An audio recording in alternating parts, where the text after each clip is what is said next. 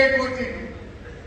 ఈ తాప 2 ఎకరాలకు ఇచ్చిండు, ఒకసారి 3 ఎకరాలకు ఇచ్చిండు.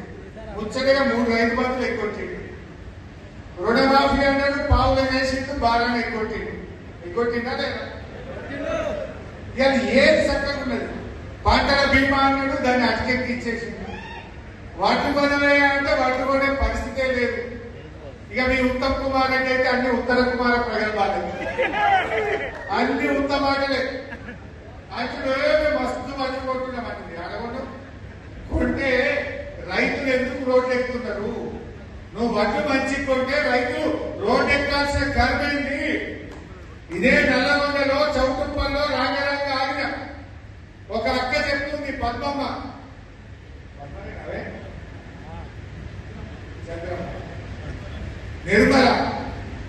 నిర్మల అంటున్నది, సార్ నేను వడ్లు తెచ్చి ఇవాళకి 24 రోజులైంది, ఇంకా కాంట కాలేదు. ఉత్తమ్ కుమార్ రెడ్డి నువ్వు అంత మంచిగా వడ్లు కొంటే చౌటుప్పల్ మార్కెట్ లో నిర్మలమ్మ 24 రోజుల నుంచి ఎందుకు పడిగాములు కాస్తున్నది? చెప్పు నువ్వు సమాధానం. నువ్వేదో కొత్తగా వడ్లు ఇప్పుడే పడినట్టు ఉత్తమ్ కుమార్ రెడ్డి కొన్నట్టు పోజులు కొట్టున్నాయి. 2020-21 సంవత్సరంలో యాసంగి పంటలో 93 లక్షల మెట్రిక్ టన్నుల వడ్లు కొన్నది నాటి టీఆర్ఎస్ ప్రభుత్వం. 2020-21 యాసంగి చెప్పింది, అప్పుడే 93 లక్షలు కొన్నాం.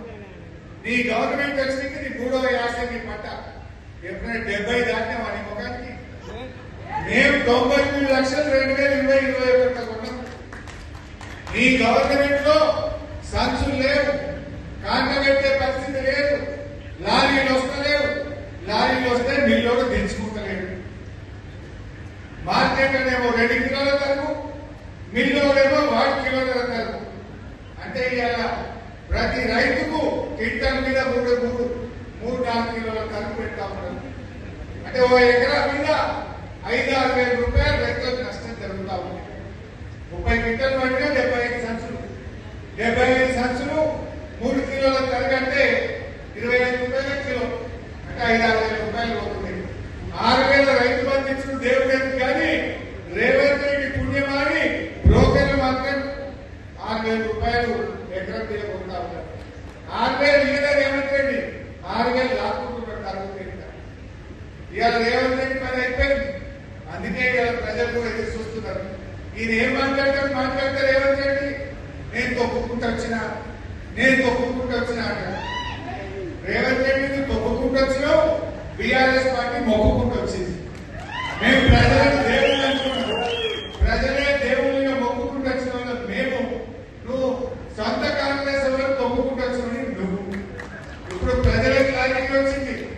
తొక్కుకుంటూ వచ్చిన వాళ్ళను తొక్క తీయడానికి, మీ తోక కత్తి తీయడానికి ప్రజలు సిద్ధంగా బిడ్డ. ఎప్పుడు ఎలక్షన్ వచ్చినా ఈ తొక్కుకుంటూ వచ్చిన వాళ్ళ తొక్క తీస్తారు, మీ తోక కత్తిస్తారు. జాగ్రత్త.